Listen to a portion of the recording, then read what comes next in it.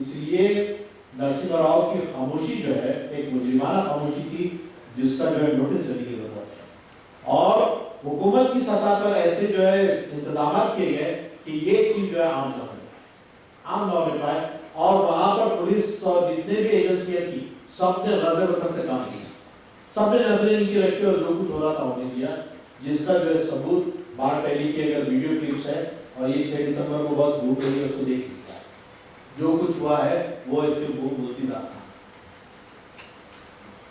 یہ 6 دسمبر 1992 کو مسلمانوں کی یہ مسجد ڈھا دی گئی، اور صرف یہ نہیں بلکہ مسلمانوں کی زمینوں سے آراستہ جو مسجد تھی ایک چیلنج کر کر دین کے اجالے میں اور مسلمانوں کی نظروں کے سامنے اس کو ڈھل گیا۔ یہ شہادت میں کون کون کہتے ہیں نا، وہ فیض نے بات کہی تھی کہ لاؤ کے قتل نامہ ذرا میں بھی دیکھ لوں کس کس کی مہر ہے سر محضر لگی ہوئی، کون لوگ اس میں شریک تھے، کون کون کہاں سے کیسے کیسے کارنامے لوگوں نے انجام دیے، وہ سب ریکارڈ دیکھیں۔ اس کے بعد کیا ہوا؟ اس کے بعد پہلی طور پر حکومت نے یہ کیا کہ 6 دسمبر 1992 کا جو اسٹیٹس تھا اس کو اسکو کے حصے سے تسلیم کر دیا، لیکن وہ نہیں ہوا کیونکہ پوری مسجد ڈھہ گئی تھی، اس میں رام اللہ کہاں ہے کوئی غائب کر دیا، اٹھا کے نہیں چلا گیا تھا۔ اب صرف ایک اینٹوں کا اور سیمنٹ کا ڈھیر تھا، یہاں کچھ نہیں تھا، لیکن 7 دسمبر 1992 کو پھر مورتیاں لا کر رکھی گئی، اور سپریم کورٹ نے 7 دسمبر 1992 کا اسٹیٹس کو جو فائنل کیا۔ سپریم کورٹ کو 6 دسمبر کا اسٹیٹس کو دینا چاہیے تھا، لیکن سپریم کورٹ نے 7 دسمبر کا دیا ہے، جبکہ مورتیاں دوبارہ لا کر رکھی۔ ایک کام یہ کیا۔ دوسرے ابراہیم کمیشن، اس کو ڈکلیئر کیا کہ وہ انکوائری کرے کیا ہے، کون ذمہ دار ہے، کیا ہے۔ 17 سال کے بعد جو تھیلے سے بجلی باہر آئی تو کیا نتیجہ نکلا؟ کیا نتیجہ نکلا؟ نامزد مجرمین آج حکومت کے ایوانوں میں بیٹھے ہوئے ہیں، نامزد مجرمین حکومت کے ایوانوں میں بیٹھے ہوئے ہیں، جن کے پیشانیوں پر بابری مسجد کے خاتم لکھا رہتا ہے۔ یہاں جو اہل اقتدار وہ ہندوستان کی قسمتوں کے فیصلے کرنے والے آدمی ہیں، جنہوں نے بابری مسجد کے در و دیوار پر دعویٰ کیا۔ صرف اس حضور نے در و دیوار پر دعویٰ نہیں بولا ہے، بلکہ مسلمانوں کے دلوں اور ایمانوں میں دعویٰ کیا۔ یہ نام وہ اہل اقتدار۔ تو لیبران کمیشن کا وہ حق، اور جب کیس چلا اور بہت زور ادھر ادھر سے، تو 30 ستمبر 2010 آتے آتے الہ آباد ہائی کورٹ کی لکھنؤ بینچ نے جو ڈیسیژن دیا ہے وہ بندر بانٹ کی طرح ہے، بندر بانٹ کی طرح ہے۔ اگر میں یہ کہوں کہ وہ ڈیسیژن ایسا ہے، ضیاء الدین جس کے گھر چوری ہوئی ہے، اس نے کمپلین پولیس کو لکھائی ہے، پولیس والوں نے چور کو پکڑ لیا ہے، اس سے مال بھی برآمد ہو گیا ہے، اب پولیس والے بٹھا کر کہہ رہے ہیں، اب پولیس والوں نے وہ چور کو مال کو عدالت میں بھی پیش کر دیا ہے، اور جج نے جو فیصلہ دیا اس کو بھی دے دیا ہے۔ جج یہ کہتا ہے کہ بھائی صاحب کیونکہ مال آپ کا چوری ہوا ہے اس لیے ایک حصہ آپ دے دیجیے، کیونکہ چور نے بڑی محنت کی ہے اور بہت محنت سے کام کر کے مال چرایا، ایک حصہ اس کو بھی دے دیجیے، اور کیونکہ چور کو پولیس نے پکڑی ہے پولیس کو بھی ایک حصہ دے دیجیے۔ یہ بندہ بات نہیں تو اور کیا ہے؟ ہمارا کیس کیا ہے؟ ٹائٹل سوٹ ہے ہمارا، حق ملکیت، یہ زمین کس کی ہے یہ بھی نہیں پوچھا گیا کہ مندر ہے یا مسجد ہے، یہ زمین کس کی ہے پوچھا گیا۔ عدالت کو چاہیے کہ کہہ دے کہ یہ زمین کس کی ہے۔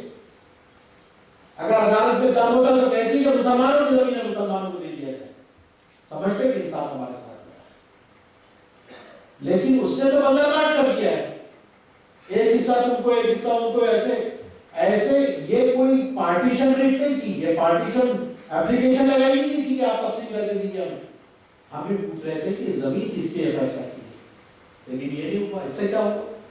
یہ فیصلے کے بعد دو چیزیں آ گئی، ایک تو آستھا نے قانون کو دبوچ دیا ہے، جب آستھا ہی چلے گی قانون کی ساری جگہ ختم ہو گئی، قانون کوئی معنی نہیں رکھتا، آستھا چلے گی یہاں پر، اور جن جن کے معبد خانے ہڑا کیے جائیں گے تو آستھا کی بنیاد پر اس کے فیصلے ہوں گے۔ آج مسلمانوں کی باری ہے، عیسائیوں کی باری آئی، سکھوں کی باری آئی، تمہارے گرودوارے، تمہارے چرچز اور تمہارے ناقص کھانے باقی رہ جائیں گے ہماری آستھا کے سامنے. الہ آباد ہائی کورٹ کی لکھنؤ بینچ نے اعلان کیا ہے بابری مسجد پہ فیصلہ دے. اور دوسرا اس سے یہ ہوا ہے کہ جو مسجد کی شہادت جو ایک جرم تھا جو ہے اس کو ڈیمولش کیا گیا ہے. ڈیمولش کو کریکٹ قرار دے دیا گیا ہے. حصے کر کے یہ بات ثابت کر دی گئی کہ جن لوگوں نے یہ مسجد توڑی تھی انہوں نے صحیح کیا. اس کا کوئی تذکرہ نہیں. ان کے مجرموں کے خلاف میں کیسز واپس لے لیے گئے ہیں. ان کو چھٹی دے دی گئی ہے اور وہ کیس کہاں دفن ہو گیا ہے پتہ ہی نہیں چلتا ہے. نامزد مجرمین تھے جنہوں نے بابری مسجد کو ڈھایا تھا لیکن یہ ڈھانے کا کیس ہی ختم ہو گیا ہے. اگر آپ کی بات مان لیں گے کہ سب کو دے دیں گے سب کو. یہ تمام چیزیں جو ہے یہ فیصلے کے تحت ہوئی ہیں. مسلمان گمسم 30 ستمبر کے دن آپ کو یاد ہوگا ایسا معلوم ہوتا ہے کرفیو ہے پورے شہر میں اور اس دن جس انداز سے فیصلے آیا ہے مسلمانوں کا سب سے بڑا نقصان ہوا ہے.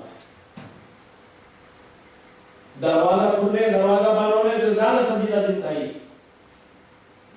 بلکہ جن لوگوں نے مذاق اڑایا سچر راجندر سچر نے اور راجو دھون نے اور جے کے نورانی نے جس طرح سے فیصلے کا مذاق اڑایا ہے شاید عدلیہ کی تاریخ میں سے حدہ فیصلہ بھی ہے.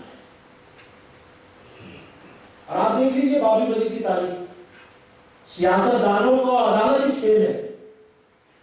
1949 کے اندر تالا لگانا 1986 میں تالے کو کھولنا شیلا نیاز کی پرمیشن کا 89 میں دینا 90 کے اندر رتھ یاتراؤں کا جاری کروانے کی اجازت دینا اور 92 میں سمبولک کار سیوا کی اجازت دینا.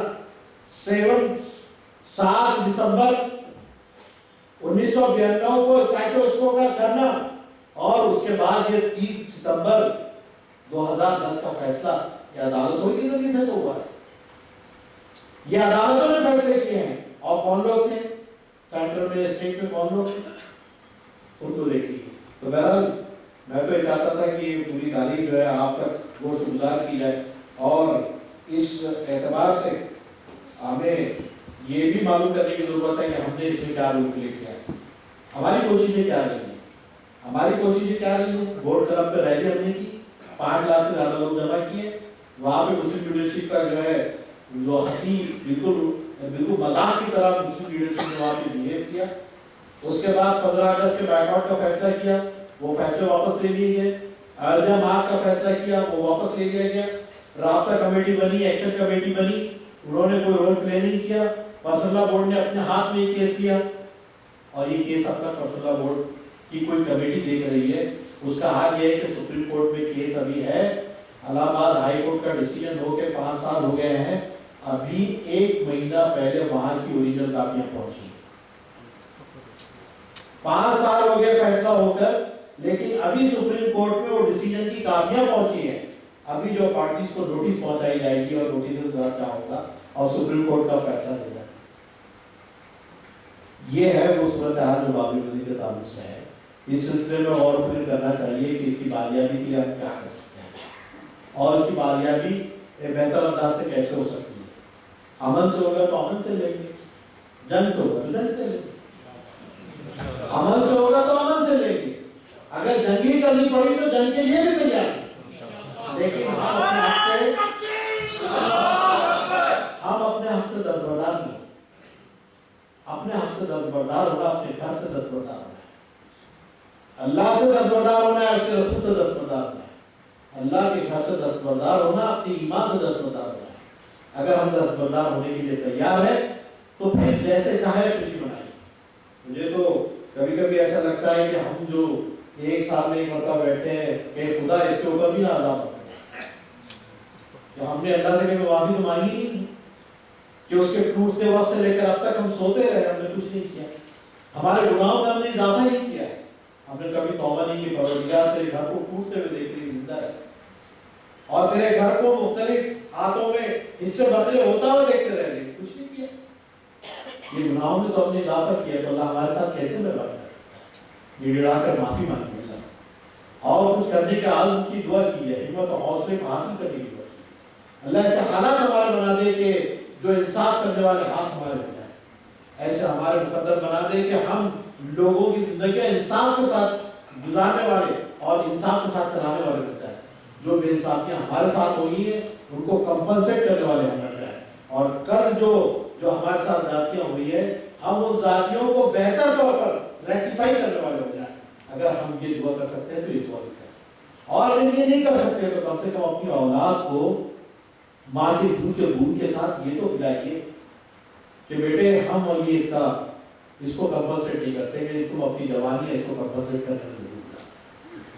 اگر ہم یہ کر سکتے ہیں تو کم سے کم ایک نئی جنریشن کو ٹرانسفر تو کیجیے۔ بتائیے تو صحیح بابری مسجد کیا روتی ہے، وہ خون کے آنسو کیسے روتی ہے، کیسے وہ ڈھیر چاہا بکا کی آوازیں آتی ہوگی، کیسے اللہ کے سامنے جا کے جواب دے ہم ہوں گے کہ کیا ہم نے کیا ہے اس کے واسطے۔ کچھ تو کیجیے، کچھ تو اقدام، کچھ تو سوچ، کچھ دل کے ریشوں میں اور دماغ کے سمٹوں میں کچھ تو بیچے کے اضطراب پیدا کیجیے۔ اگر یہ اضطراب بھی نہیں ہوگا تو اقبال نے بہت خوبصورت بات کی، بہت خوبصورت بات اقبال نے کہی تھی کہ